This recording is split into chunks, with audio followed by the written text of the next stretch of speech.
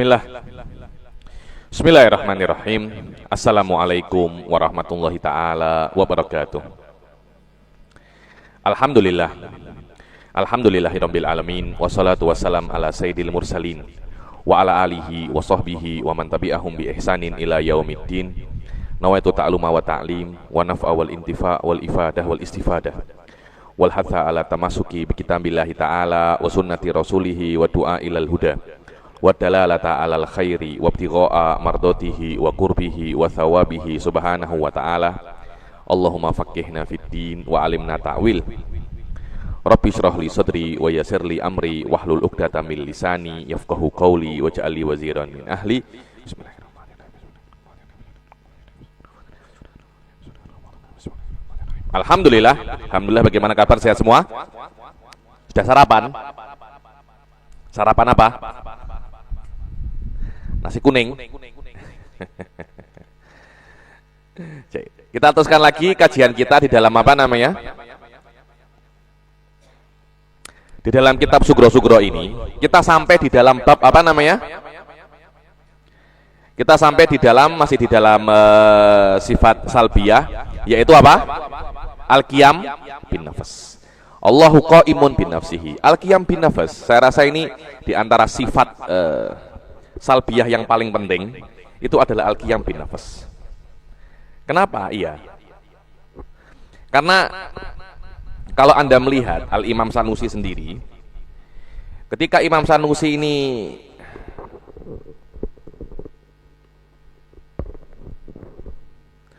mendefinisikan uluhiyah, apa itu definisi Tuhan? Imam Sanusi ketika mendefinisikan Tuhan itu mengembalikan definisi Tuhan itu kepada al-qiyam bin nafas. Yani ketika Imam Sanusi mendefinisikan Tuhan, beliau mengatakan al-ilah huwa al-ghaniyyu bin nafsihi wa ghairuhu la yastagni anhu. Ini adalah definisi apa namanya? Ini adalah definisi ilah. Bahwasanya Tuhan adalah yang tidak perlu, yang apa namanya? Ghaniyyu bin nafsihi. Dia itu bisa berdiri sendiri dan yang lainnya perlu kepadanya. Kalau Anda melihat bahwasanya definisi ilah ini akan kembali kepada apa? Kembali kepada al-qiyam bin nafas. Sebab itu beberapa ulama, mungkin di antaranya Imam Sanusi, walaupun di dalam masalah ini masih ada khilaf ya, sebenarnya sifat apa yang paling penting di dalam semua sifat-sifat uluhiyah? Ada yang mengatakan kudroh, ada yang mengatakan ini, tapi tidak sedikit para ulama mengatakan sifat yang paling penting daripada sifat-sifat uluhiyah adalah sifat al-qiyam bin nafas. Apa itu al-qiyam bin nafas? Dikatakan di sini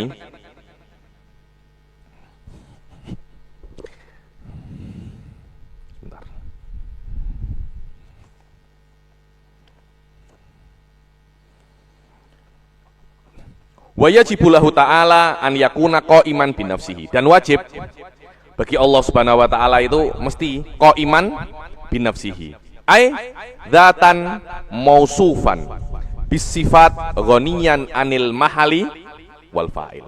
Dikatakan makna al-qiyam bin nafas, Allah Subhanahu wa taala itu mesti zat. Bedakan antara jirim dan zat. Di dalam ahli sunnah, di dalam ilmu kalam, ada yang namanya jirim, ada yang namanya jauhar, ada yang namanya jisim, ada yang namanya jirim, ada yang namanya arad, ada yang namanya zat. Ini adalah istilah-istilah yang ada di dalam ilmu kalam. Dohirnya mungkin banyak orang-orang itu sama-sama saja, tidak ada. Ada perbedaan sangat signifikan antara istilah-istilah ini.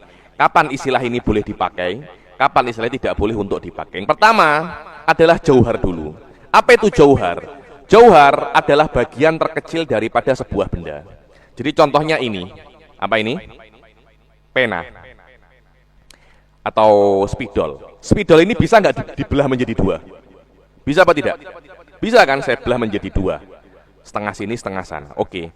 Yang setengah kanan, saya belah lagi menjadi dua. Bisa apa tidak? Bisa. Saya belah lagi, bisa apa tidak? Bisa. Saya belah lagi, bisa apa tidak? Saya belah terus sampai nanti spidol ini akan sampai ke dalam titik yang tidak bisa dibelah lagi. Titik terkecil yang tidak bisa dibelah oleh spidol, yang tidak bisa dibelah lagi daripada spidol, dikatakan titik itu adalah apa? Al-Jauharul Fard. Dibilang al-juz'ul alladzi la yatajazza. Ini yang namanya apa namanya? Jauhar. Juga kadangkala diungkapkan dengan al-Jauharul Fard, sama saja. Al-Jauharul apa? Fard. Jauhar Fard adalah bagian daripada setiap benda. Bagian daripada setiap benda yang mana bagian itu adalah bagian terkecil yang tidak bisa dibelah lagi. Dan setiap daripada manusia mempunyai itu. Setiap daripada makhluk di dunia ini mempunyai itu. Kalian jika dibelah menjadi dua, dibelah, akan sampai di dalam satu, akan sampai di dalam satu bagian yang tidak bisa untuk dibelah lagi. Bagian itulah yang namanya Al-Jauharul Fard. Dan semua benda mempunyai semacam itu. Sebagian ulama mengatakan jauhar faradnya manusia sama dengan jauhar faradnya pen, batu, pokok, semuanya itu sama. Dengan arti asal muasal kalian sama dengan asal muasal pohon. Asal muasal kalian sama dengan asal muasal batu. Yang membedakan adalah benda yang lain, jauharnya sama. Ini pendapat kira-kira jumhurul asy'ariyah semacam itu. Jaid jiddan. Kemudian jauhar ini dia tidak mempunyai panjang, lebar dan dalam. Dikatakan panjang, lebar dan dalam itu adalah dimensi. Panjang itu dimensi, lebar itu dimensi, dalam itu dimensi. Karena itu panjang, lebar dan dalam dikatakan tiga dimensi. Tiga dimensi. Maka jauhar fard adalah bagian terkecil yang tidak mempunyai panjang ataupun lebar ataupun dalam, tapi dia ada. Kemudian jauhar fard ini jika dia ada dua, dia akan bergabung menjadi sini. Dia akan bergabung, dia menempel. Apa itu menempel? Menempel sekiranya tidak ada satu benda lain yang bisa untuk yatakhollal. Apa yatakhollal itu? Menyelip. Menempel maknanya tidak ada benda ketiga yang bisa menyelip antara keduanya. Maka jika ada jauhar fard dan jauhar fard menempel dan tidak ada yang bisa menyelip antara keduanya, maka pada saat itu gabungan daripada dua jauhar fard itu imma mempunyai panjang tulun au ardun au umkun. Imma dia mempunyai panjang atau lebar atau dalam, atau salah satunya. Mungkin dia punya panjang, mungkin dia punya lebar, mungkin dia punya dalam. Terpulang jauhar fard ini mau menempel di bagian mana. Ketika dia sudah ada dua dan dia mempunyai salah satu dimensi, dikatakan dia itu jismun. Ma lahu tulun au ardun au ir atau umkun. Yang mempunyai salah satu dimensi itu namanya apa? Jismun. Jaid.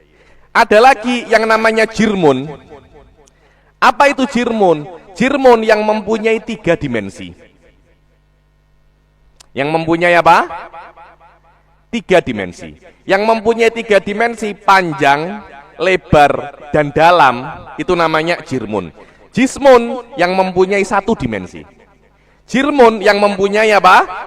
Tiga dimensi. Malahu tulun wa ardun war wa umkun. Jaid jiddan. Apa itu arad? Arad adalah makoma bi ghairihi. Makoma bighairihi, sesuatu yang memerlukan benda yang lain, sama ada dia itu jauhar, jisim atau jirim, untuk dia itu eksis. Arad tidak bisa berdiri sendiri, dia tidak bisa dia tidak bisa untuk eksis sendiri. Keistimewaan daripada jauhar, jisim dan jirim, tiga-tiganya sama di dalam satu khususiyah, sama di dalam satu sifat. Apa itu? Qaimun binafsihi. Dia berdiri sendiri. Apa makna berdiri sendiri? Dia tidak memerlukan zat lain untuk eksis. Berbeda dengan arad. Arad untuk ada di dalam dunia ini, dia memerlukan zat lain untuk eksis. Dengan arti apa contohnya arad? Contohnya laun, warna, kemudian apa? Ukuran, size, miqdar. Ini semua adalah arad. Sedih, senang. Apakah ada sedih itu? Yang ada orang sedih. Sifat sedih tidak akan terrealisasi di dalam dunia ini secara independen. Kan tidak mungkin kan tiba-tiba kalian berjalan ketemu, halo sedih. Tidak ada semacam itu. Sedih itu sesuatu yang tidak akan terrealisasi kecuali di dalam satu benda, yaitu manusia, hewan, ataupun apapun. Tapi sedih tidak bisa untuk berdiri sendiri. Itu namanya apa? Arad. Makoma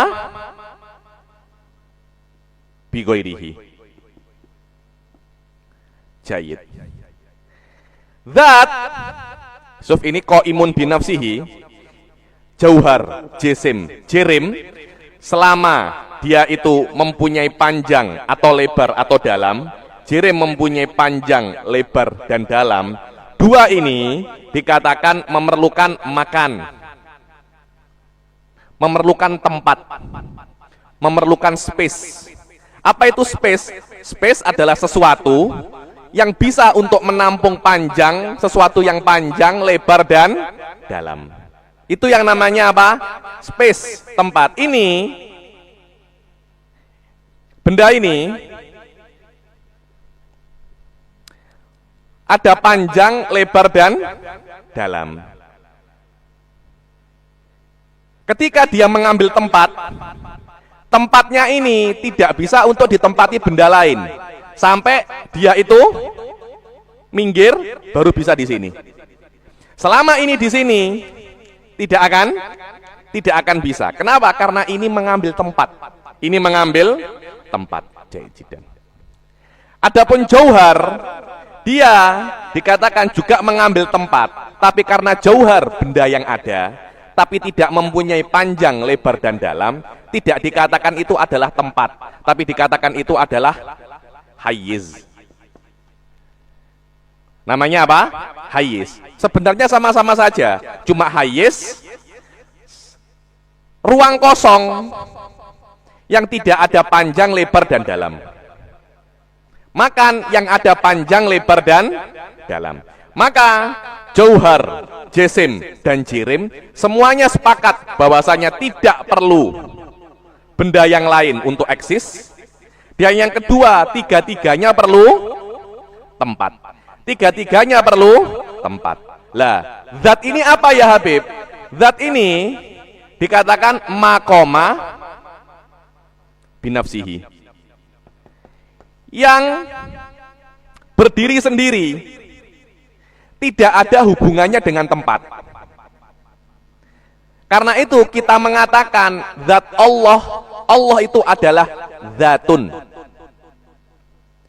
Ini sebagai isyarat bahwasanya Allah tidak perlu tempat. Yang perlu tempat itu jauhar, jisim ataupun jirim. Ini adalah muqaddimah tentang bagaimana kita ini memahami sifat al-qiyamu binafsihi. Apa katanya? Apa katanya Al-Imam As-Sanusi? Yajibulahu ta'ala an yakuna qaiman binafsihi. Wajib bagi Allah Subhanahu wa taala itu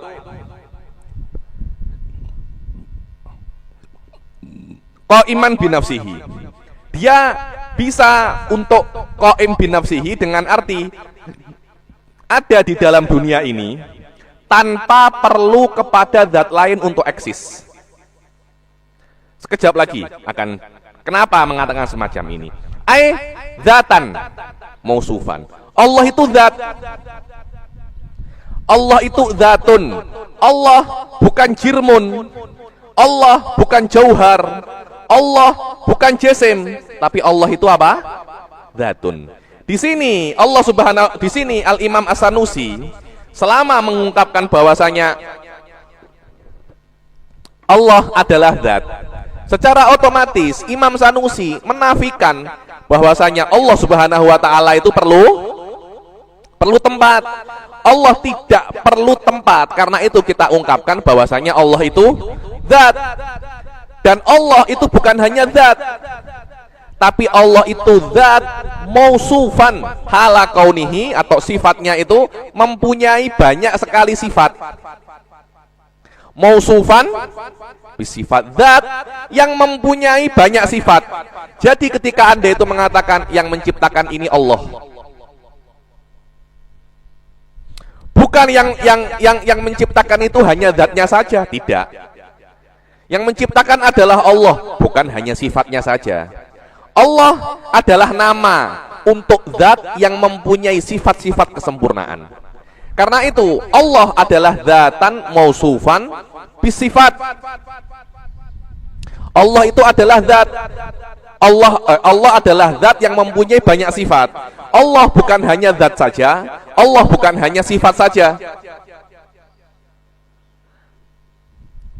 Ghaniyan anil mahali wal fa'il. Yang mana zat yang mempunyai sifat ini ghani, tidak perlu. Ghani ini maknanya kaya kan. Hadza rajulun ghani. Hadza rajulun apa? Ghani. Apa makna ghani? Kaya kan. Lah orang kaya itu tidak perlu. Yang perlu itu adalah orang-orang miskin. Orang miskin kan, oh ini orang ini membutuhkan. Tapi apakah kita mengatakan orang kaya itu membutuhkan? Kan tidak. Jayidan. Ghani bisa artinya kaya, bisa artinya tidak perlu. Hatta di dalam fikih pun kita gunakan ghani dengan makna tidak perlu. Wa hadza la yustagna an apa? La yastagni anhul ma. La yastagni anhul ma, maknanya air tidak bisa lepas. Air tetap perlu dengan apa namanya, dengan tempat ini. Jahit. Anil mahal, yang mana Allah Subhanahu wa taala itu tidak perlu tempat dan tidak perlu fa'il. Apa itu fa'il? Kemarin sudah saya katakan. Apa itu fa'il? Pencipta. Jika ada kata-kata fa'il, mu'athir, kholik, mujid, semuanya itu adalah lafat-lafat untuk makna yang sama. Apa itu pencipta? Apa itu pencipta? Pencipta adalah zat. Mencipta adalah bagaimana sesuatu itu menciptakan daripada tidak ada menjadi ada. Itulah makna apa namanya mencipta. Maka al-qiyam binafsihi digunakan untuk makna daripada dua perkara. Bahwasanya Allah adalah zat, Allah bukan sifat. Dan Allah walaupun dia itu zat, Allah itu tidak perlu kepada tempat. Ketika kita itu mengatakan bahwasanya Allah Subhanahu wa taala itu qaimun binafsihi. Qaimun binafsihi ini mencakup 4 daripada 1, 2, 3, 4.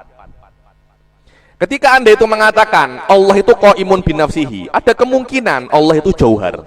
Jauhar pun juga qaimun binafsihi. Allah itu jisim. Jisim pun juga qaimun binafsihi. Allah itu jirim. Jirim pun juga qaimun binafsihi. Imam Sanusi di dalam syarah Sugro menjelaskan 2 muqaddimah, tapi sedikit susah. Intinya sudah saya jelaskan di sini. Bahwasanya tidak mesti sesuatu yang qaimun binafsihi itu mesti jisim ataupun jirim. Ada sesuatu yang lain yang qaimun binafsihi yang bukan jirim ataupun jisim. Yang kita kenal dia itu apa? Zat. Zat ini dia lebih umum daripada jirim ataupun jisim. Tapi kita hanya mengatakan zat ini adalah qaimun binafsihi. Apakah hakikatnya jisim? Belum tentu. Apakah hakikatnya jirim? Belum tentu. Lah terus hakikatnya apa? Wallahu a'lam.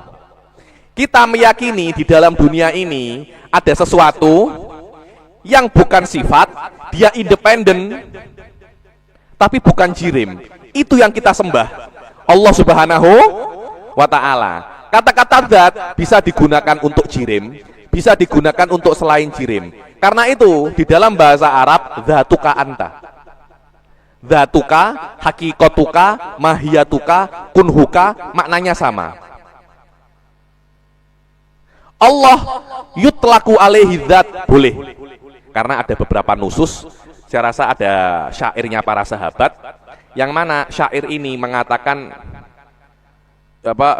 menggunakan kata-kata zat kepada Allah Subhanahu wa ta'ala. Di depannya Nabi. Dan Nabi diam. Dan Nabi apa namanya? Diam. Kalau memang penggunaan kata zat tidak boleh bagi Allah, niscaya oleh Nabi akan apa namanya? Ditegur. Karena diamnya Nabi ikrar, Nabi tidak boleh diam atas kesalahan. Ketika Nabi diam, maknanya itlaq lafdzu zat kepada Allah itu boleh, jahit. Maka al-qaim binafsihi itu mencakup 4 kemungkinan ini. Imma zat, imma jauhar, imma jisim, wa imma jirim. Kemudian di dalam qiyam binafsihi kita tidak hanya mengatakan makna qaim binafsihi itu Allah Subhanahu wa ta'ala independen, tidak. Akan tetapi selain Allah itu independen, Allah tidak perlu tempat. Allah tidak perlu apa namanya? Tempat. Tempat itu sendiri mempunyai banyak makna. Tempat itu sendiri mempunyai banyak makna. Sufini, kalau Anda itu belajar ilmu kalam dengan level yang sedikit tinggi semacam ini, Anda akan melihat bahwasanya setiap daripada lafadz itu mempunyai beberapa makna. Kemudian Anda sebagai seorang penuntut ilmu, Anda harus cari tahu mana makna yang diinginkan oleh musannif. Apakah salah satunya ataukah semuanya? Karena di dalam ilmu diperbolehkan seseorang menggunakan satu kalimat untuk 2 makna yang bertentangan. Imam Syafi'i di dalam usul fikihnya mengatakan ya juzu isti'malul mustarak fi kulli maknayaihi al mutanaqidain. Seperti al-jaun, abyad wa aswad. Boleh Anda menggunakan jaun dengan arti putih dan hitam fi nafsil waqt, tidak ada masalah. Bisa salah satunya, bisa dua-duanya. Apa itu tempat? Tempat mempunyai beberapa makna. Makna yang pertama, tempat dengan arti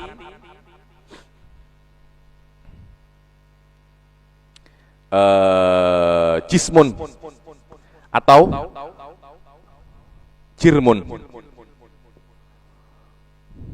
makumun bihi, adalah tempat dengan arti sifat, sedih, senang, perlu badan.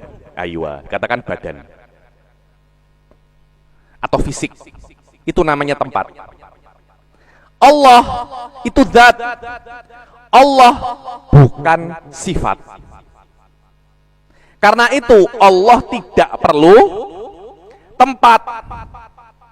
Dari awal kita mengatakan Allah Subhanahu wa ta'ala itu adalah zatun, dan zat itu independen, dia tidak perlu zat lain untuk ada.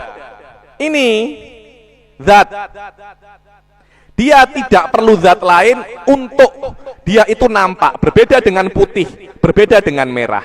Merah perlu ini untuk nampak, putih perlu ini untuk nampak. Apakah fisiknya pen ini perlu benda lain agar dia itu nampak? Apakah fisiknya pen perlu ini untuk dia itu nampak? Tidak. Fisiknya pen independen, tidak memerlukan tempat yang lain. Allah Subhanahu wa ta'ala juga semacam itu. Allah Subhanahu wa ta'ala independen. Tidak perlu zat lain untuk nampak, maka Allah Subhanahu wa taala bukan sifat. Yang perlu benda lain untuk nampak, yang perlu benda lain untuk eksis, namanya adalah sifat. Allah bukan sifat. Apakah ada ya Habib yang meyakini Allah itu sifat? Ada. Ada kelompok-kelompok di Islam itu. Ada kelompok-kelompok di Islam, bukan Islam ini mungkin. Ini mungkin di luar Islam juga ada di Islam. Mungkin Syiah batiniyah. Syiah batiniyah itu meyakini Allah itu merasuk. Anda pernah dengar Syiah Imamiyah? Syiah Itsna Asyariyah, Syiah saya punya kelas di di YouTube, Anda boleh tengok. Tentang Qistosul Mustaqim. Dia tentang ilmu mantik tapi juga menjelaskan tentang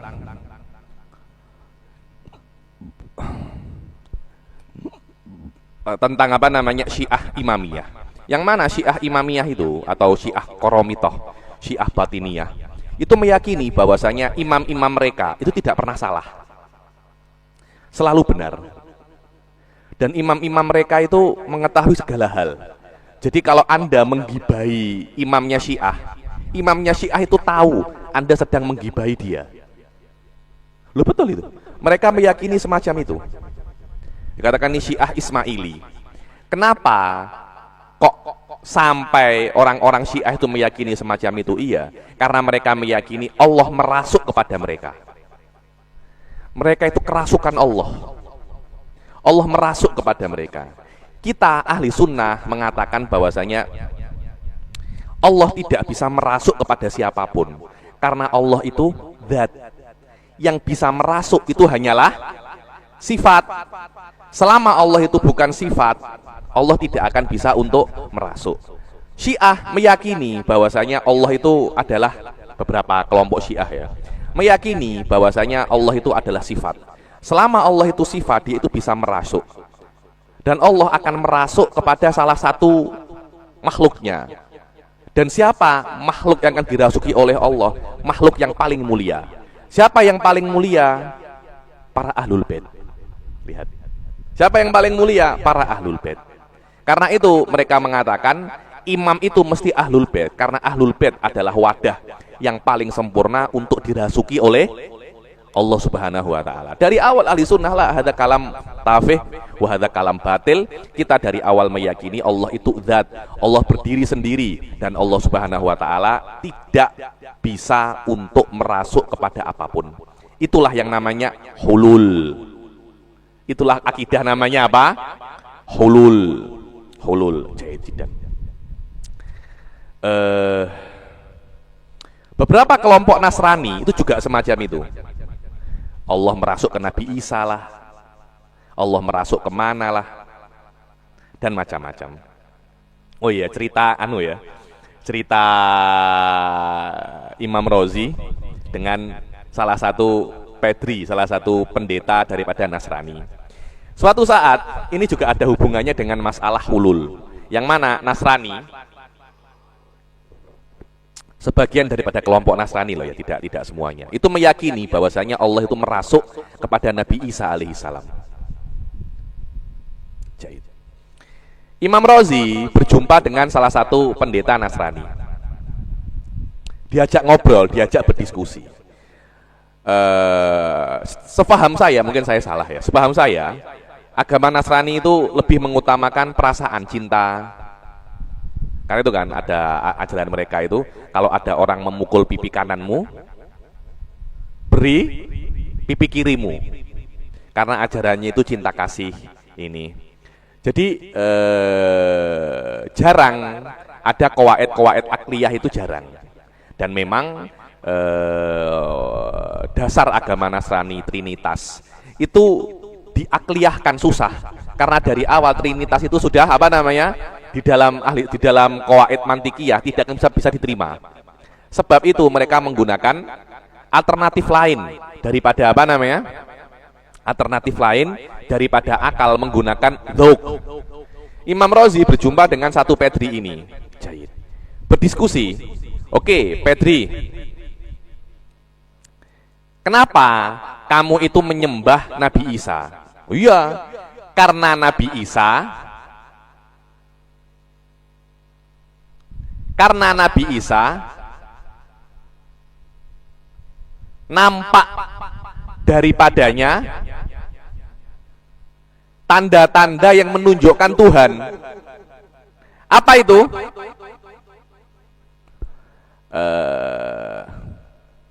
Bisa menghidupkan orang mati, bisa menyembuhkan sopak, menyembuhkan penyakit-penyakit yang apa namanya? Menyembuhkan penyakit-penyakit yang teruk-teruk. Jahit. Imam Razi mengeluarkan satu kaidah. Oke. Sekarang bagaimana dengan kaidah ini? Ada mudalil la yastalzimu adamul madlul. Bahwasanya tidak ada tanda, bukan maknanya yang ditandai itu tidak ada. Contohnya, tidak ada signboard ke Kalua, bukan maknanya Kalua itu tidak ada. Ada Kalua, cuma signboardnya tidak ada.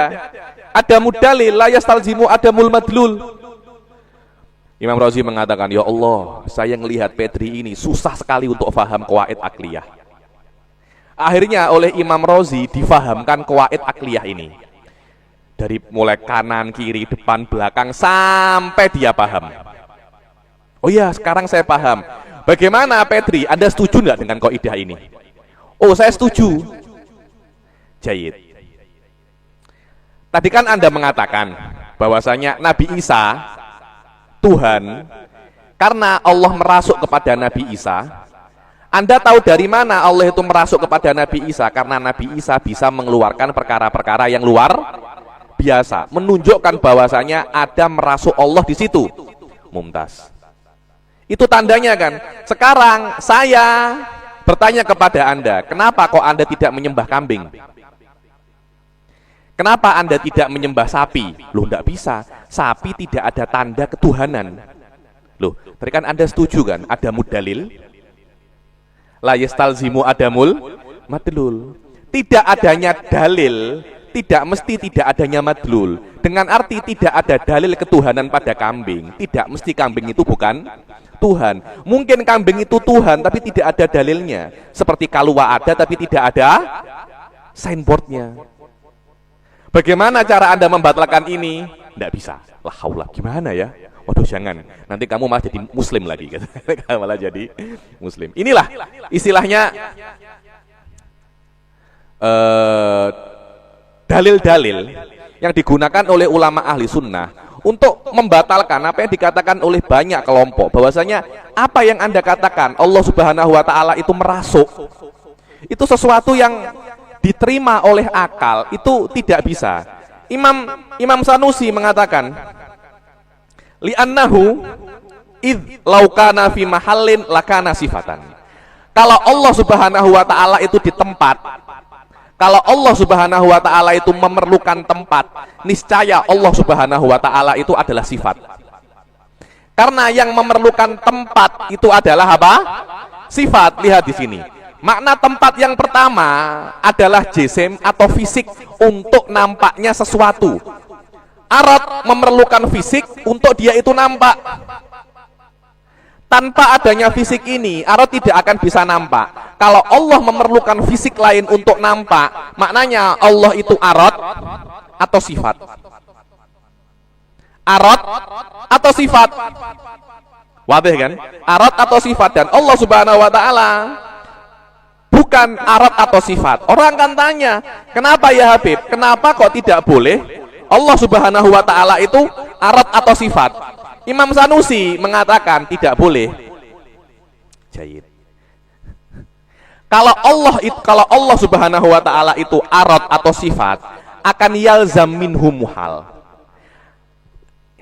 Wadah ya, di dalam Anda pernah belajar tanakut apa tidak? Di dalam ilmu mantik ada bab namanya babut tanakut. Babut tanakut ini sangat penting sekali, babut tanakut ya. Kalau Anda ingin belajar ilmu kalam, ini bab ini tidak bisa tidak Anda pelajari. Saya berikan intinya saja. Di dalam dunia ini ada dua perkara. Yang mana dua perkara ini tidak boleh ada dua-duanya, tidak boleh hilang dua-duanya. Harus ada salah satu. Contohnya hidup, al-hayah, al-maut. Ini tidak ada kemungkinan yang lain. Hanya hidup dan mati. Kalau orang ini hidup, maknanya dia tidak mati. Kalau dia mati, maknanya dia tidak hidup. Tidak mungkin Iqbal hidup, hayyun wa mayyit. Fi nafsil waqt, tidak mungkin. Tidak mungkin Iqbal tidak hidup dan tidak mati. Karena tidak hidup, ya mati. Tidak mati, ya hidup. Iqbal tidak mati dan tidak hidup, sama-sama hidup dan mati fi nafsil waqt. Maknanya Iqbal itu ya imma mati, ya imma hidup. Kalau Anda mengklaim Iqbal itu hidup, klaim Anda Iqbal itu hidup, bagaimana cara membuktikan Iqbal itu hidup? Anda mempunyai dua cara. Cara yang pertama, datangkan dalil untuk kehidupan Iqbal. Kalau Anda bisa membuktikan bidalil Iqbal ini hidup, secara otomatis Iqbal mati ini salah. Atau Anda kesusahan untuk mendatangkan dalil hidupnya Iqbal, Anda membatalkan kalau Iqbal itu mati. Anda mendatangkan dalil kematian Iqbal. Anda mendatangkan dalil bahwasanya kematian Iqbal itu salah. Kalau Anda bisa membuktikan kematian Iqbal itu batil, secara otomatis kehidupan Iqbal itu benar. Karena hidup dan mati kena ada salah satu. Kalau ini batil, ini pasti iya. Kalau ini tidak, ini pasti iya. Lah, membuktikan kesalahan lawan Anda untuk membenarkan klaim Anda, dikatakan itu adalah dalilul khuluf. Dalilul apa? Khuluf. Dalil kebalikan. Dan ini digunakan banyak dalam mantik. Kalau Anda lihat, Imam Sanusi dari awal sampai sekarang menggunakan dalilul khuluf. Kalau Allah begini, akan yalzaminhu batil. Ini semuanya adalah representasi daripada dalilul khuluf. Lihat bagaimana Allah tidak mungkin adalah sifat. Karena kalau Allah itu sifat, kemungkinannya hanya dua. Ya imma Allah itu sifat atau zat. Ya imma sifat atau zat. Tidak ada kemungkinan yang lain. Dan tidak mungkin Allah itu sifat. Secara otomatis akan menjadi Allah itu apa? Zat. Karena tidak ada kemungkinan yang lain. Kalau Allah bukan sifat ataupun zat, terus Allah itu apa? Allah bukan sifat. Kenapa kok Allah itu bukan sifat? Anda ingin membuktikan Allah itu zat, tapi Anda tidak mempunyai dalil Allah itu zat. Anda mencari alternatif lain, batalkan Allah itu sifat. Ketika Anda membatalkan Allah itu sifat, secara otomatis Allah itu zat. Bagaimana cara Anda membatalkan Allah itu sifat? Anda harus mencari kalau Allah itu sifat, lazimnya akan batil. Kalau Allah itu sifat, implikasinya itu mustahil. Implikasinya membatalkan perkara yang badihi. Setiap teori yang membatalkan perkara yang badihi, teori itu batil, walaupun Anda tidak tahu kebatilannya di mana. Ada teorinya sampai kepada hasil bahwasanya bumi itu hancur. Ya batil, bumi itu ada kok. Dulu itu ada seseorang Ustadz, namanya Al-Imam Umar Bahrok, seorang ulama besar daripada Sewun. Saking alimnya sampai dikatakan hadza rajul bahrun bila qaf. Namanya Bahrok. Tapi karena alim dikatakan apa? Bahrun bila qaf. Mempunyai teori bahwasanya pada beliau hidup mungkin ke abad 6 Hijriah atau apa. Beliau punya teori bahwasanya kiamat terjadi 1000 tahun setelah Nabi Muhammad SAW. Nabi Muhammad meninggal 1000 tahun kiamat. Teorinya beliau, ternyata sudah 1400 tahun masih belum kiamat. Teorinya salah apa tidak? Salah. Kenapa? Karena bertentangan dengan badihiyat. Badihi sekarang ini tidak bisa dipungkiri, kita sudah di abad ke-15 Hijriah. Sudah lebih daripada 1000 tahun. Dan masih belum kiamat. Teorimu salah, bertentangan dengan badihiyat. Salahnya di mana? Ya wallahu a'lam. Saya tidak peduli salahmu di mana. Tapi jelas hasil daripada teorimu salah. Jahit.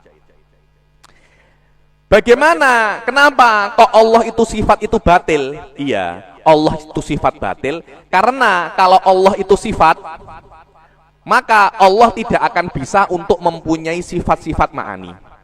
Kita meyakini Allah mempunyai 7 sifat ma'ani kan? Allah mempunyai sifat kudrah, iradah, ilim, hayah, sama basor dan kalam. Ini adalah sifat ma'ani. Allah mempunyai sifat itu. Dan tidak mungkin mempunyai sifat kecuali zat. Sifat tidak mungkin mempunyai sifat. Kenapa?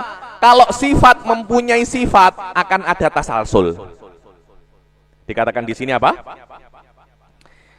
Id law kana fi mahallin lakana sifatan fayalzamu an la yattasifa bisifatil wujudiyah wala lawazimiha. Kalau Allah itu sifat, maka mustahil Allah itu mempunyai sifat dengan sifat wujudiyah dan lawazim daripada sifat wujudiyah. Apa lawazim sifat wujudiyah? Lawazimul kudrah at-ta'thir, lawazimul ilm al-inkishaf. Allah tidak akan bisa untuk mencipta, dan Allah tidak bisa untuk mengetahui, dan Allah tidak bisa untuk berkomunikasi. Kalau Allah itu sifat, loh kenapa? Masalah ini masih belum bisa difahami dengan sempurna. Lihat. Bagaimana Imam Sanusi menjelaskan kepada kita. Ini masalah ini dibilang susah ya enggak susah, dibilang mudah, sedikit perlu perlu Anda konsen saja. Itlau qabilatis sifatu sifatan wujudiyah lazima an la ta'ra anha sifatun kadzab. Karena kalau sifat bisa menerima sifat, maka sifat itu sendiri juga akan punya sifat. Lihat ya.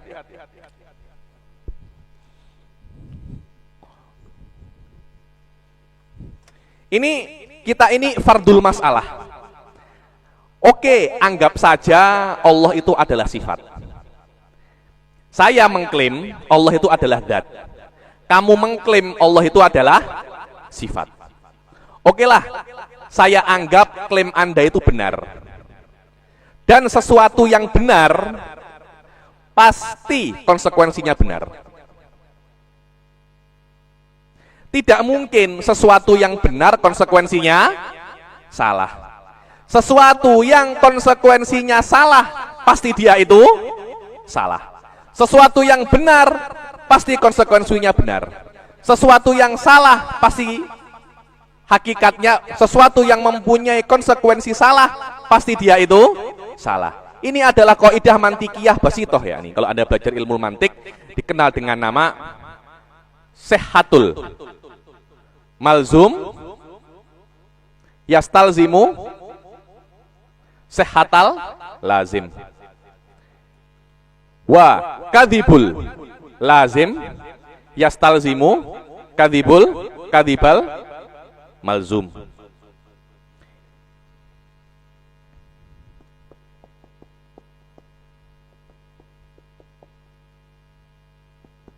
Ini kaidah basitoh ya, yang terbina di atasnya itu banyak sekali masail-masail. Jayid. Sekarang saya mengklaim Allah itu zat, Anda mengklaim Allah itu sifat. Ya Allah itu sifat. Kalau memang Allah itu sifat, konsekuensi daripada kesifatan Allah pasti perkara yang benar. Sekarang saya bisa untuk menunjukkan kepada kalian bahwasanya konsekuensi Allah itu sifat perkara yang batal. Apa itu ya Habib? Iya. Kalau Allah itu sifat, akan ada tasalsul. Akan ada apa namanya? Tasalsul. Dan tasalsul ataupun daur itu batil. Sudah saya jelaskan di sesi-sesi sebelumnya bahwasannya tasalsul batilun nadoron dengan dalil, daur batilun badihatan. Setiap sesuatu yang konsekuensinya menuju kepada tasalsul atau daur, sesuatu itu pasti batil. Setiap perkara yang lazimnya tasalsul atau daur, sesuatu itu pasti batil. Oke, sekarang Allah yang Anda klaim adalah sifat. Dan kita setuju, apakah Anda setuju Allah mempunyai sifat juga? Sifatul ma'ani, setuju. Kalau memang Allah itu mempunyai sifatul ma'ani, maknanya Allah yang sifat itu juga mempunyai sifat. Betul apa tidak? Karena Allah mempunyai sifatul ma'ani kan? Allah itu qadi, Allah itu mempunyai kudrah, iradah, ila akhirih. Kalau memang Allah itu sifat, maknanya sifat ini mempunyai sifat. Allah yang sifat mempunyai sifat. Jahit ya. Allah sifat. Ini sifat. Sifat yang pertama, adalah Allah. Allah sendiri mempunyai sifat yang kedua. Namanya apa? Al-Qudrah. Qudrah ini sifat yang ada pada sifat pertama. Secara otomatis Qudrah juga bisa punya sifat dong. Karena sifat Allah sifat dan dia punya sifat Qudrah. Qudrah juga sifat. Qudrah pun juga bisa punya sifat. Oke. Qudrah mempunyai sifat yang ketiga, namanya kuwah. Kuwah ini juga sifat. Dia juga bisa mempunyai sifat, nomor 4. Yang nomor 4 ini juga sifat. Dia pun juga bisa punya sifat. Terus nomor 5, nomor 6, nomor 7 sampai tidak terhingga. Kalau kita mengatakan Allah itu sifat, niscaya Allah tidak bisa mempunyai sifatul ma'ani. Kalau Allah mempunyai sifatul ma'ani, akan yalzam minhu tasalsul. Karena yu'addi kepada qiyamus sifat bis sifat. Tapi Imam Sanusi membatasi sifat qaim bis sifat yalzam minhu tasalsul itu jika sifat yang kedua adalah sifat wujudiyah. Adapun kalau sifatnya itu ghairu wujudiyah, tidak ada masalah. Contohnya al-qudrah qadimah. Al-qudrah qadimah. Qudrah adalah sifat. Sifat ini mempunyai sifat salbiyah. Saudara, qadimah itu kan sifat salbiyah kan? Kidam sifat salbiyah. Anda tidak bisa mengatakan al-qudrah muradah, tidak bisa. Tapi Anda bisa mengatakan al-qudrah qadimah, bisa. Kenapa? Karena ini yu'addi ila qiyamis sifatil wujudiyah bisifatil wujudiyah. Akan ada sifat wujudi menjadi tempat untuk sifat wujudi. Ini yu'addi ila tasalsul. Karena sifat wujudi yang pertama bisa menerima sifat wujudi yang kedua dan tempatnya apa? Sifat wujudi yang pertama bisa menerima sifat ditempati oleh sifat wujudi yang kedua. Sifat wujudi yang kedua pun juga bisa menerima sifat ditempati oleh sifat wujudi yang ketiga. Terus semacam itu. Terus apa namanya? Semacam itu. Jahit jidan. Tapi di dalam kasus ini tidak. Kenapa? Karena qadimah ini sifatun salbiyah. Dan sifat salbiyah sudah saya katakan daripada awal, dia itu amrun tibari. Dia bukan perkara yang wujudi, tidak ada masalah. Jadi Anda bisa mengatakan al-qudrah baqiyah, al-qudrah qadimah, al-qudrah wahidah. Tidak ada masalah di situ. Inilah maknanya kalamnya Imam Sanusi apa?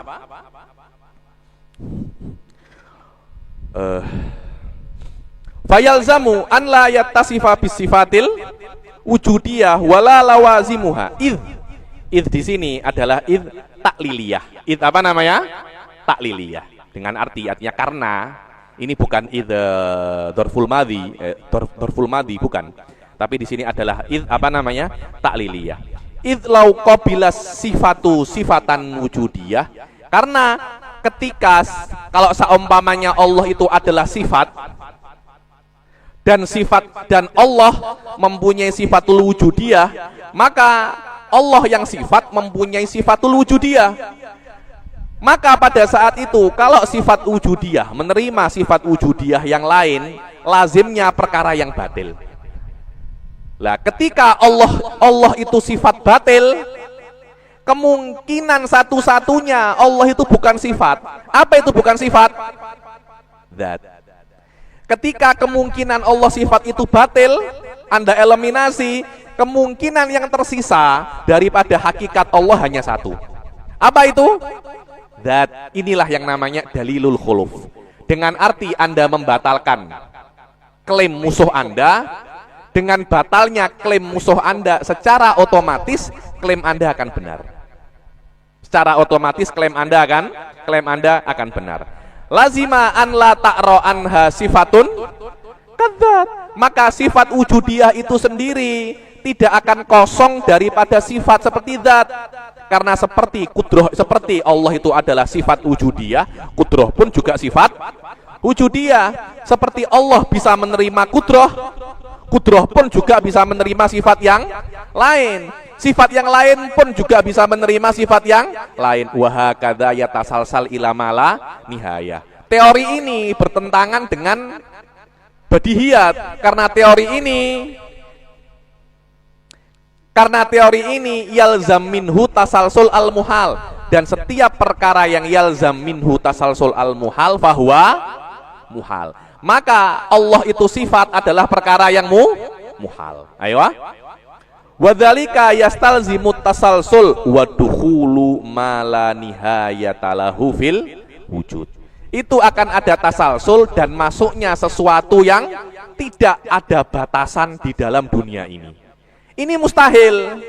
Kenapa? Karena dunia ini ada batasnya. Tidak mungkin sesuatu yang ada batasnya menjadi tempat untuk sesuatu yang tidak ada batasnya. Mana yang lebih besar? Yang ada batasnya atau tidak ada batasnya? Mana Ustaz yang lebih besar? Hah? Tidak ada batasnya. Berapapun dunia ini luasnya 1 juta kilometer atau 1 triliun kilometer, masih ada batasnya kan? Tidak ada batasnya, maknanya ini angka berapapun yang kamu sebutkan masih lebih daripada itu. Karena angka berapapun yang kamu sebutkan itu masih ada batasnya. 1 triliun kilometer ada batasnya. Ini sesuatu yang tidak ada batasnya. Apakah bisa selama kita meyakini sesuatu yang tidak ada batasnya lebih besar daripada yang ada batasnya? Apakah masuk akal sesuatu yang lebih kecil menjadi tempat kepada sesuatu yang lebih besar? Ini dengan saya besar mana? Besar saya kan? Apakah masuk akal tremos ini menjadi tempat saya? La hada ghairu ma'qul. Karena kita mengatakan ada saya lebih besar daripada tremos. Kalau saya masuk ke tremos, maknanya tremos ini lebih besar daripada saya. Padahal dari awal saya lebih besar daripada tremos. Ini akan bertentangan dengan kaidah awal yang saya ajarkan, anna syai'a huwa. Yang besar bukan yang kecil. Kalau yang besar masuk yang kecil, yang besar bukan besar, yang kecil bukan kecil. Inilah dikatakan di sini wadzalika yastalzimut tasalsula wa dukhula ma la nihayata lahu fil wujud. Kalau memang Allah Subhanahu wa taala itu adalah sifat, maka Allah itu sifat. Ketika Allah itu sifat, akan yalzam 2 perkara yang mustahil. Apa? Akan terjadinya tasalsul dan terjadinya perkara yang tidak terbatas ada di dalam bumi yang terbatas ini.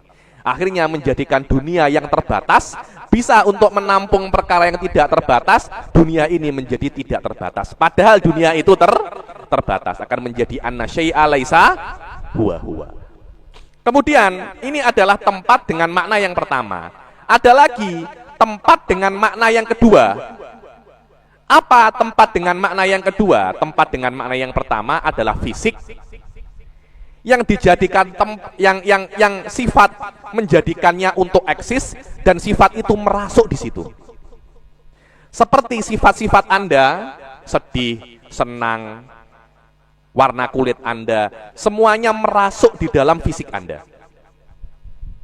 Ini makna sifat yang ini makna tempat yang pertama. Ada makna tempat yang kedua. Apa itu makna tempat yang kedua? Makna tempat yang kedua adalah benda yang lain yang lebih besar daripada benda yang menempati, benda yang ada di situ, dan tidak ada merasuk. Contohnya masjid ini. Masjid ini adalah tempat untuk daurah. Kita peserta daurah ada di masjid ini. Secara otomatis masjid ini menjadi tempat daurah, kan? Apakah masjid ini merasuk pada diri kita? Seperti sifat merasuk pada diri kita? Tidak, tapi still kita menamakan masjid ini tempat. Dan tempat pasti lebih besar daripada yang ditempati. Karena itu masjid ini lebih besar daripada kita. Betul apa tidak? Kan tidak mungkin kan masjid itu besarnya segini. Karena kalau memang ini tempat, dia lebih kecil daripada kita. Sedangkan yang namanya tempat mesti lebih besar daripada kita. Maka masjid bisa menjadi tempat kita, secara otomatis masjid lebih besar daripada kita. Ini adalah makna tempat yang kedua. Dan ini pun dinafikan oleh Allah Subhanahu wa taala, dinafikan oleh ulama daripada Allah. Allah tidak punya tempat dengan makna yang kedua ini. Tidak ada satu zat yang Allah berada di situ dan size-nya lebih besar daripada Allah. Yang mana hal ini diklaim oleh para Wahabiyah yang mengatakan bahwasanya Arsy adalah tempatnya Allah. Arsy adalah tempatnya Allah. Kursi adalah tempat kaki Allah Subhanahu wa taala. Ahli sunnah wal jamaah menafikan ini. Tidak ada itu, tidak ada. Arsy bukan tempatnya Allah Subhanahu wa taala. Karena arsy ini kalau memang arsy itu adalah tempat Allah Subhanahu wa taala, niscaya arsy itu akan lebih besar daripada Allah Subhanahu wa taala. Apalagi tadi malam itu saya jelaskan, arsy ini maknanya adalah singgasana Allah. Dan yang namanya singgasana itu lebih besar daripada yang duduk di singgasananya. Singgasana itu bukan kursi ya, arsy itu kan singgasana. Kalau memang Allah itu punya singgasana, niscaya singgasananya Allah lebih besar daripada Allah itu sendiri. Niscaya singgasana Allah lebih besar daripada Allah itu sendiri. Kalau memang singgasana Allah itu lebih besar, untuk apa setiap hari Anda itu mengatakan Allahu Akbar? Yang benar adalah Al-Arsyul Akbar. Karena memang arsy secara lazimnya, secara konsekuensinya, kalau Anda mengatakan arsy adalah singgasana dan tempat daripada Allah, niscaya tempatnya Allah lebih besar daripada Allah Subhanahu wa taala. Apalagi di beberapa tafsir Ibn Taimiyah ketika mentafsirkan wa'atihil maqamal mahmud alladzi wa'attah kepada Nabi Muhammad, kita kan berdoa di setiap kan setelah adzan kan, ya Rabb, berikanlah maqamal mahmud yang sudah engkau janjikan kepada Nabi Muhammad sallallahu alaihi wasallam. Apa itu maqamul mahmud? Maqamul mahmud adalah tempat di sisi Allah di arsy. Jadi arsy ada semacam tempat yang masih kosong. Ada tribun yang apa? Tribun yang masih kosong, cukup untuk duduk satu orang. Itu tempatnya Nabi Muhammad sallallahu alaihi wasallam yang akan didudukkan oleh Allah di sampingnya pada hari kiamat kelak. Dan itulah yang namanya maqamul mahmud. Ini adalah bagaimana Wahabi mentafsirkan maqamul mahmud. Semua terbina. Allah itu mempunyai tempat namanya arsy. Kita ahli sunnah daripada awal mengatakan Allah laisa lahu makan. Makan dengan makna fisik, sifat merasuk di dalamnya, atau atau tempat dengan makna fisik, zat PW di atasnya. Tahu PW ya? PW itu posisi wena, stabil di situ. Allah tidak mempunyai tempat dengan dua makna ini. Biasanya di dalam kitab-kitab ilmu kalam, tempat ini hanya dimaknakan fisik, hanya dimaknai fisik, yang sifat itu merasuk di dalamnya untuk menafikan Allah itu adalah sifat. Tapi dari dulu saya itu menjelaskan tempat dengan dua makna ini, dan makna ini makul, sahih ya nih. Sampai kemarin itu saya mengajar Kifayatul Awam dan saya menemukan nas daripada Al-Imam Bajuri mengatakan hal yang sama, wala mani, dan tidak ada masalah Anda mentafsirkan sifat dengan dua makna ini, dengan makna fisik, sifat merasuk di dalamnya, atau dengan makna fisik, zat PW istakor di atasnya. Dua-dua perkara ini dinamakan tempat, dan ahli sunnah menafikan makna ini daripada Allah Subhanahu wa ta'ala. Karena Allah Subhanahu wa ta'ala itu qaimun binafsih. Karena Allah itu berdiri sendiri, Allah tidak perlu tempat. Kalau Allah itu perlu fisik, niscaya Allah itu muhtaj. Karena kata-kata muhtaj, kata-kata perlu atau iftikor atau ihtiyaj, maknanya tawakkufu kamalidzat ila ghairidzat. Ini penting sekali. Ini definisi yang Syekh Said selalu gunakan di banyak sekali kelasnya untuk mendefinisikan al-iftikor. Dan definisi ini mungkin Syekh Said yang pertama kali menyebutkannya. Saya banyak di dalam kitab-kitab tidak menemukan definisi ini di kitab manapun dengan sejelas ini ya nih. Walaupun makna-maknanya itu ada, tapi tidak disebutkan dengan sejelas ini. Syekh Said Foda menyebutkannya dengan jelas. Apa itu? Tawakkufu kamalidzat ila ghairi, tawakkufu kamalidzat ila ghairidzat. Bahwasanya kesempurnaan zat akan terpulang kepada selain zat. Itu namanya apa? Itu namanya iftikor wal ihtiyat. Kesempurnaan zatnya Allah terpulang kepada selain zatnya Allah. Pada saat itu Anda perlu. Tapi kesempurnaan Allah terpulang kepada Allah itu sendiri, kepada zat itu sendiri, tidak dikatakan itu adalah iftikor wal ihtiyaj. Karena itu semua kesempurnaan Allah sudah mendapatkannya. Allah tidak bertambah sempurna zaman dahulu sampai zaman sekarang. Tidak ada perubahan bagi Allah Subhanahu wa taala. Wallahu kan alama alaihi, wallahul an alama alaihi kan. Allah sekarang sama seperti Allah itu yang dulu. Imam Haddad mengatakan asaki baki. Asaki baki. Jaijidan. Dan masalah Allah itu punya tempat. Ibn Taimiyah itu mempertahankan masalah ini dengan dengan sangat ego, dengan sangat keras sekali ya. Allah itu punya tempat, tempatnya di mana? Dikatakan arsy itu di mana? Arsy itu di atasnya Ka'bah. Jadi kalau Anda itu berjalan ke atas terus sampai ke Ka'bah, Anda akan sampai ke dalam, Anda akan sampai ke arsy, dan Anda akan sampai kepada Allah Subhanahu wa taala. Itulah makna al-wusul ilallah. Sampai kepada Allah Subhanahu wa taala. Bagaimana Anda lari kemudian sampai ke garis finish, begitulah yang dikatakan anta sampai kepada Allah ya. Itulah makna wusul ilallah menurut Mujassimah. Ini berbeda dengan makna usul ilallah dengan makna ahli sunnah, yang artinya adalah usulul ma'rifi. Anda mengetahui sifat-sifat Allah, Anda mengetahui keagungan Allah, itu namanya usul.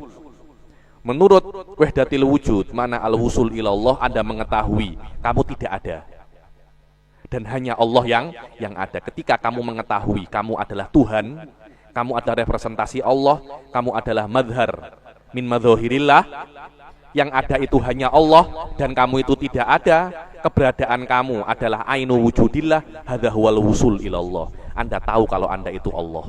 Dan inilah maknanya katakan anallah mafil jubbati ilallah. Ini mengarah kepada situ, dan inilah makna al-wusul ilallah. So tengok, fal wusul ilallah bisa ditafsirkan dengan 3 maknanya.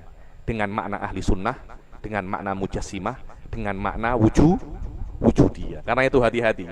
Jangan setiap lafadz, setiap ibarat Anda percayai, karena setiap makna, setiap lafadz mempunyai makna yang benar dan makna yang tidak benar. Anda harus pandai-pandai untuk memilah-milah dan memilih-milih mana makna yang benar dan mana makna yang tidak benar. Dan tolak ukur kebenaran bukan daripada lafadznya, tolak ukur kebenaran adalah daripada maknanya. Wallahu a'lam. Walau kana muhtajan ilal fa'il lakana haditsan. Ini adalah syik yang kedua, bagian yang kedua daripada apa namanya? Daripada makna al-qiyam binafsihi. Yang mana ini saya hapus? Al-qiyam binafsihi menafikan atas Allah itu 2 perkara.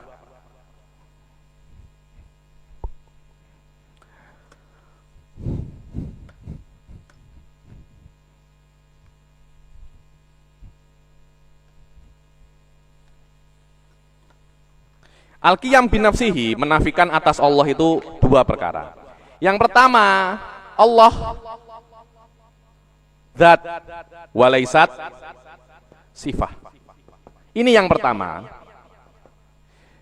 Dan sudah saya jelaskan kenapa Allah itu mesti zat dan Allah itu bukan sifat. Ini adalah yang pertama dinafikan dengan al-qiyam binafsihi. Yang kedua, apa yang dinafikan oleh sifat qiyam binafsihi, karena memang dari awal al-qiyam binafsihi ini adalah sifatun salbiyah kan. Dan sifatun salbiyah itu tugasnya menafikan kepada Allah perkara-perkara yang tidak pantas. Dan di antara perkara yang tidak pantas bagi Allah, Allah itu adalah sifat. Allah punya tempat. Allah adalah sifat. Allah punya tempat. Ini perkara yang tidak pantas bagi Allah Subhanahu wa taala. Karena itu dinafikan oleh Islam menggunakan sifat al-qiyam binafsihi. Apalagi yang dinafikan oleh sifat al-qiyam binafsihi? Allah makhluk. Ini dinafikan oleh sifat qiyam binafsihi. Kenapa? Kalau Allah itu hadis atau makhluk, maknanya dulu Allah itu tidak ada, kemudian ada. Sudah saya katakan definisi daripada hadis. Definisi daripada makhluk adalah dulu tidak ada, kemudian ada. Dulu tidak ada, kemudian ada. Dan setiap perkara yang hadis dan setiap perkara yang makhluk, pasti dia itu memerlukan pencipta. Dan penciptanya Allah bukan Allah. Karena sesuatu yang tidak ada tidak mungkin menciptakan dirinya sendiri. Karena menciptakan, Anda menciptakan sesuatu, Anda ada dulu, baru Anda itu mencipta. Sesuatu yang tidak ada tidak bisa untuk menciptakan dirinya, tidak bisa untuk menciptakan dirinya sendiri. Maknanya kalau memang Allah itu makhluk, dulu itu Allah tidak ada. Dan Allah memerlukan, lihat, memerlukan kepada pencipta yang lain untuk menciptakannya. Kata-kata memerlukan itu sudah bertentangan dengan kata-kata al-qiyam binafsihi. Al-qiyam binafsihi tidak perlu kepada selainnya. Sedangkan kalau Allah itu hadis, Allah perlu kepada selainnya. Maka kata-kata al-qaim binafsihi menafikan bahwasanya Allah itu makhluk. Dikatakan di sini, falau kana muhtajan ilal fa'il, kalau seumpamanya Allah Subhanahu wa taala itu perlu kepada apa namanya? Allah Subhanahu wa taala itu perlu kepada fa'il, maka Allah itu apa? Hadis. Allah itu sesuatu yang baru, dulu tidak ada, kemudian ada. Dan Allah sesuatu yang baru itu mustahil. Kenapa kok Allah sesuatu yang baru itu mustahil? Karena kalau Allah itu baru, implikasinya, lazimnya adalah penafian perkara yang badihah. Apa perkara yang badihah? Adalah penafian keberadaan alam semesta. Alam semesta ini ada tanpa Anda perlu berpikir. Kenapa? Karena Anda melihatnya. Kalau Allah itu hadis, implikasinya menafikan alam semesta. Sedangkan alam semesta ini ada, maknanya hudutsullah batil. Selama Allah hadis itu batil, kemungkinannya hanya ada satu, yaitu Allah itu tidak hadis. Tidak hadis ini kita ungkapkan dengan kata-kata qadim. Ini sama, ini adalah cara dalilul khuluf yang digunakan oleh Imam Sanusi untuk membuktikan Allah Subhanahu wa taala itu tidak hadis alias qadim. Al-qiyam binafsihi menafikan dua makna ini. Menafikan Allah itu sifat, menafikan Allah itu punya tempat, dan menafikan Allah itu diciptakan oleh makhluk yang lain. Dengan ini Allah diciptakan oleh Tuhan yang lain. Dengan ini selesailah sudah sifat keempat daripada sifat-sifat salbiyah. Sebelum kita masuk ke sifat yang kelima yaitu wahdaniyah. Wahdaniyah ini agak-agak panjang. Karena wahdaniyah ini termasuk sifat yang paling penting di antara sifat-sifat Allah Subhanahu wa taala selain selain al-qiyam binafsihi. Saking pentingnya sifat wahdaniyah ini dikatakan ilmu ini adalah ilmu tauhid. Ilmu ini adalah ilmu ilmu tauhid. Ilmu tauhid, ilmu kalam, ilmu usuluddin itu sama. Kenapa kok ilmu ini dikatakan ilmu tauhid? Ilmu ini dikatakan ilmu tauhid karena pembahasan yang paling agung di dalam pembahasan ini adalah pembahasan tauhid. Nanti akan saya ajarkan tauhid menurut ahli sunnah, tauhid menurut ashab wahdatil wujud. Itu dua hal yang berbeda. Jadi dari awal memang mereka itu mempunyai ajaran-ajaran sendiri yang berbeda dengan ajaran ahli sunnah wal jamaah. Cuma mereka tidak bisa untuk marketing ajaran mereka secara independen. Karena kalau mereka dari awal mengatakan kami bukan ahli sunnah, ulama-ulama ahli sunnah akan menolak mereka. Karena itu mereka mengatakan, oh tidak, kami ini ahli sunnah, kami ini haqqaiq. Yakni kalian kalau belajar sampai tinggi, nanti sampai ke derajat itu, kalian akan faham apa yang saya fahami. Kalian akan merasakan apa yang saya rasakan. Sekarang kalian tuh masih rendah, kusur, kulit. Kami ini sudah isi. Orang-orang yang mengklaim semacam ini, kalau kalian lihat backgroundnya, tidak pernah belajar. Mungkin belajar sedikit, sebulan, 2 bulan, ikut majelis haqqaiq, langsung pulang jadi wali. Sebagian pulang jadi Tuhan. Ulama-ulama ahli sunnah yang sudah belajar 30 tahun, 40 tahun, tidak pernah mengklaim semacam itu. Karena itu, saya itu selalu mengatakan kepada teman-teman itu, ilmu atau akidah, ketika Anda memahaminya, itu adalah cara untuk mengetahui hakikat siapa Anda. Semakin Anda tahu siapa Allah Subhanahu wa taala, Anda akan takut kepada Allah Subhanahu wa taala. Anda akan tahu hakikat kehambaan Anda subhanahu.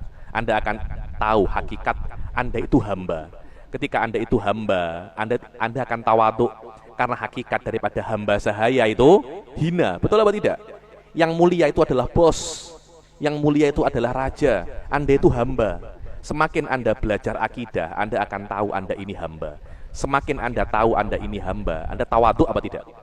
Anda tawadhu. Tapi ketika Anda belajar madzhab wahdatil wujud, Anda tahu kalau Anda ini Tuhan. Anda tahu kalau Anda ini madhar min madzahirillah. Anda tahu Anda itu tajalli min tajalliyatillah. Untuk nampak di dunia ini, Allah perlu Anda. Allah saja perlu Anda, apalagi kalian. Ketika Anda itu merepresentasikan diri Anda Anda akan mengambil sifat-sifat Allah Subhanahu wa taala di dalam akhlak Anda. Dan sifat Allah al-mutakabbir. Soalnya nama-nama Allah al-mutakabbir. Tuhan kok. Tuhan boleh sombong. Lah kalian apa? Akhirnya karena kalian merasa diri kalian Tuhan, kalian akan sombong. Berbeza dengan ahli sunnah, min akhlaqihi at-tawadhu. Akhlaknya ashab wahdatil wujud al-kibriya. Semua itu terbina atas apa yang mereka yakini daripada akidah-akidah yang bertentangan dengan mazhab ahli sunnah wal jamaah. Hatta di dalam tauhid ada perbedaan, di dalam wusul ilallah ada perbedaan, dan banyak dalam hal-hal yang lain ada perbedaan. Dan maksud tauhid pembahasan yang sangat penting sekali dan sangat mulia sekali. Karena mabhas tauhid ini pembahasan yang sangat mulia, sebab itu dikatakan ilmu ini ilmu tauhid, lianna asyrafa mabahithi hadzal fan huwa mabhathu babit tauhid. Karena itu namanya ilmu tauhid. Insyaallah di sesi yang akan datang, di sesi yang setelahnya, saya akan jelaskan apa itu tauhid, bagaimana ahli sunnah itu memandang wahdaniyah, bagaimana ahli tasawuf al-hakiki memandang wahdaniyah, bagaimana Al-Imam Al-Qushairi memandang wahdaniyah sebagai asas daripada ibadah, sebagai asas daripada akidah menurut ahli sunnah wal jamaah. Silakan jika ada yang bertanya. Ada 1 jam lebih.